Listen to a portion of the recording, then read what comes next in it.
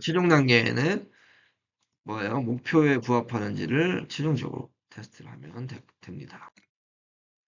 그리고 이렇게 다 끝난 걸 가지고 보고 단계죠. 다 끝난 걸 가지고 이제 일이 끝났었을 때는 뭐가 필요하냐면 반드시 이 보고서라는 게 필요합니다.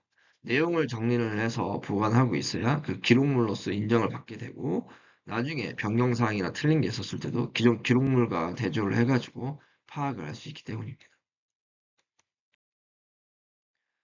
데이터 사이언스에서 아까 앞에 잠깐 언급했던 것처럼 가장 중요한 팩터 중에 두 가지가 바로 분류 그리고 클러스터링입니다. 요 두 개는 앞선 수업에서도 이제 잠깐 언급이 되겠지만 비슷하지만 다른 차이가 존재를 하고 있습니다. 무슨 차이냐면 바로 지도학습과 비지도학습에 대한 차이입니다. 클러스터링은 비지도학습에 포함되고 분류는 지도학습에 포함됩니다. 이 두 개가 뭐가 다르냐? 자, 이런 형태로 되어 있어요. 분류는 지도학습이 뭐예요? 기본적으로 답을 알고 있다는 걸 얘기합니다. 답을 알고 있어요. 답을 알고 있으면 어때요? 이게 무엇인지에 대해서 새로운 데이터가 왔을 때 잘 분류해 놓으면 얘가 어디에 속하는지 알 수 있죠. 반면에 클러스터링은 답이 있지는 않습니다. 그래서 비지도 학습이죠. 비지도 학습의 특징은 답이 없다. 답이 없으니까 어떤 새로운 데이터가 왔었을 때 얘는 이게 뭐다 라기보다는 얘는 어떤 그룹과 유사하다 라고 정답을 알 수 있게 되는 겁니다.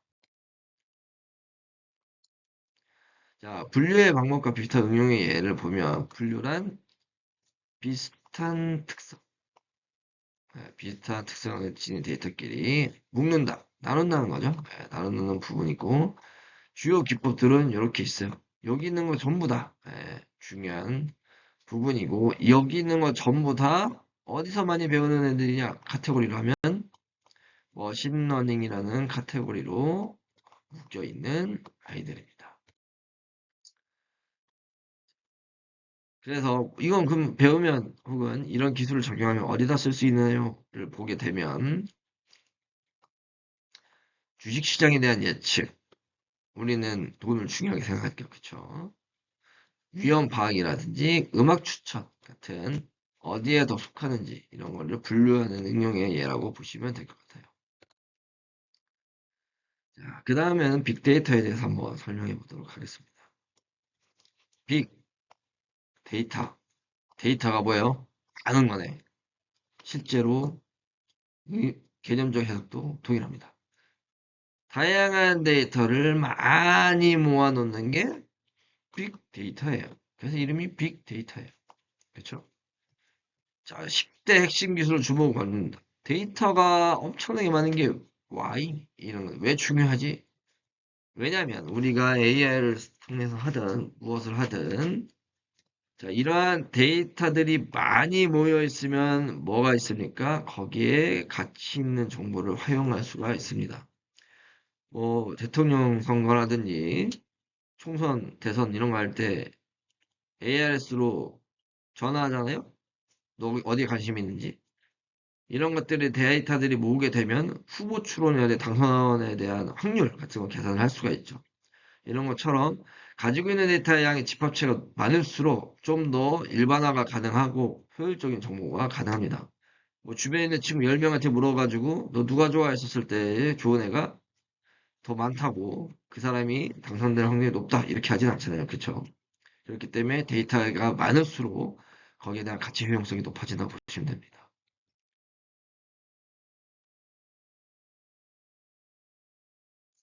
자, 빅데이터는 어디다가 활용을 많이 할 수 있을까요? 다양한 부분에 이제 활용을 할 수 있겠지만, 뭐, 운전할 때 주행 습관이라든지, 고객의 니즈, 그쵸? 이런 걸 파악할 때 많이 활용을 하겠죠. 그리고 이러한 데이터들은 기본적으로 가지고 있는 특성들이 하나가 있는데, 둘 중에 하나입니다. 정형화되어 있거나, 정형화됐다. 정리가 잘 돼 있다는 거죠. 비정형되어 있다. 비정형 데이터다. 그냥 가지고만 있다는 겁니다. 정리가 되어 있지는 않고, 어떤 체계가 있지는 않고. 자, 이런 걸 기반으로 정리가 그러니까 데이터들이 구성이 되어 있고, 그래서 빅데이터를 기름에 비유하죠. 다양한 빅테크 기업, 구글, 메타, 막 이런 애들이 데이터들을 엄청나게 쓸어 담고 있는 이유, 그리고 걔네들이 강해지는 이유가 바로 이런 이유입니다. 근데 문제점도 있죠. 문제점도 있는데 무슨 문제가 있냐면 어디까지가 공개 가능한 정보, 내가 알 권리가 어디까지냐, 어디까지가 정보로 볼 수 있는 거냐. 여기서 있는 정보는 누구나 알 수 있는 알 권리에 해당되는 정보예요. 반대로 어디까지는 알면 안 되냐, 사생활 침해냐, 이런 보안적 측면에 대한 문제도 당연히 가지고 있습니다.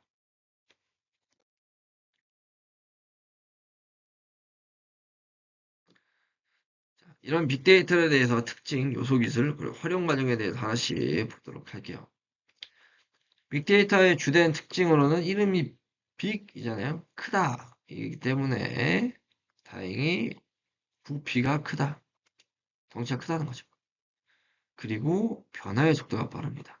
눈 뜨고 일어나면은 변화 있어요. 양도 엄청나게 늘어나고 AI도 그리고 속성이 다양합니다. 데이터들의 카테고리에 따라서 글, 동영상, 메시지, 신호, 그죠? 그게 아닌 거일 수 있고, 그리고 속성이 다르다는 말은 카메라로 찍은 거, 위성으로 찍은 거, CCTV가 찍은 거, 그죠? 자동차가 찍은 것도 다르겠죠. 어느 회사 제품이냐에 따라 다르고, 데이터의 속성이 다르다고 보시면 될 것 같아요. 이러한 빅데이터 기술의 6가지 요소들을 모아서 정리를 하면 이런 형태로 나타낼 수 있습니다. 크기부터 얼마만큼의 가치가 있는지까지 총 6개의 요소로 구분될 수가 있어요. 또 기술 구성과 그에 따른 분류로 표현을 하면 수집부터 우리가 중요하다고 했던 데이터를 시각화하는 시각화까지 기술 요소들로 구성이 되어 있다고 보시면 됩니다. 자, 사례에 대해서 간단하게 하나씩 살펴보면 한국 석유공사에 대한 유가 예측, 기름값이 오를 건지 내릴 건지 왜 중요합니까? 그쵸? 기름 자체가 경제에 미치는 영향이 크기 때문에 기름에 대해서 유가 예측을 잘 할 수 있다고 하면 미리 대비할 수가 있겠죠. 이런 데 많이 활용을 하고 하지만 아직도 여전히 이런 프라이버시에 대한 침해 문제가 있습니다. 최근에 뉴스에 엄청 많이 나왔지만 뭐 굳이 얘기하는 다 알고 있죠. 해킹으로 인해서 그게 불법 거래가 되는 문제들이 많이 발생하고 있죠. 요즘엔 다 알고 있죠. 아, 나의 개인정보는 공공정보다. 내 개인정보는 뒷거래에서는 공공정보다. 이 정도까지 돼 있는 정도니까 개인정보 문제가 심각하다고 볼 수 있습니다. 자, 이런 데이터를 사용하는 것들을 뭐라고 부르느냐? 그리고 이런 것들의 연구의 과정들을 뭐라고 하냐면 좀 생소할 수 있는데 마이닝이라고 부릅니다. 마이닝. 이 마이닝이 뭐예요? 광산에서 금 캐는 거죠. 네, 광산에서 금 캐는 거예요. 즉 데이터 마이닝, 데이터로부터 뭘 찾습니까? 패턴을 찾는다. 즉 정보를 찾는 겁니다. 이런 과정들을 데이터 마이닝이라고 해요. 그래서 별도의 학과도 있고 별도의 분야가 있을 정도로 중요한 단어입니다. 이러한 데이터 마이닝은 정보를 추출하고 변환하고 가공을 해가지고 필요한 정보들을 뽑아내는 거죠. 그래서 대규모 데이터를 다루는 빅데이터가 지금 올라가고 있는 상황에서 이 데이터 마이닝이라는 부분에 대해서도 점점 인기도라든지 중요도가 향상하고 있죠.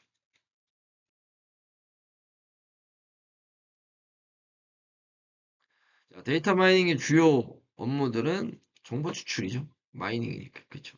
이 정보를 어떻게 추출하냐면 패턴을 발견하고 분석하고 이상치를 찾고 그리고 이걸 기반으로 예측을 하고 이런 일들이라고 보시면 될 것 같아요. 관계로 따지면 전체 데이터 사이언스라는 넓은 범위 안에 데이터 마이닝이라는 분야가 속해 있다고 보시면 됩니다.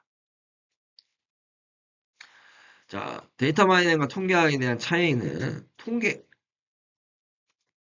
한정된 개수, 전체에서 이거, 그쵸. 추정하거나 검증하는 걸 하고 있고, 마이닝 같은 경우에는 대규모 데이터 자체에 대해서 분석하고 앞으로 일어날 일을 예측하고 이런 것들이라고 보시면 됩니다.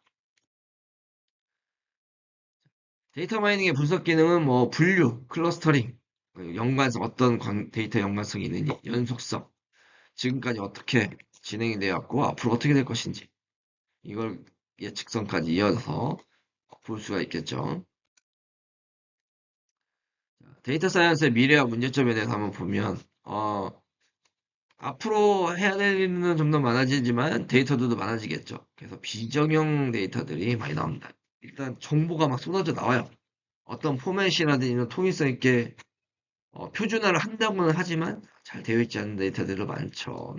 그래서 이런 것들을 처리하기 위해서 머신러닝을 많이 활용하고 이거를 배정시켜서 최근에 핫한 인공지능들 많이 나왔죠. 생성형 모델 포함해서 이런 거에다 활용을 하려는 경향이 많이 있습니다.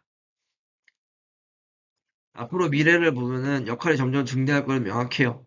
그리고 영향이 증가될 거고 하지만 AI가 발전을 하면서 AI가 정보 처리에 대한 많은 부분의 역할들을 보조할 것도 사실입니다. 그럼 우리는 이러한 데이터들을 AI를 통해서 잘 분석을 할 수 있게끔 일을 시켜야겠죠. AI라는 기계에게. 그렇기 때문에 이러한 정보들을 더 분석할 수 있는 눈을 갖는 쪽으로 공부를 하고 역량을 쌓아야 될 것입니다. 들어주셔서 감사합니다. 수업은 여기까지 하도록 하겠습니다.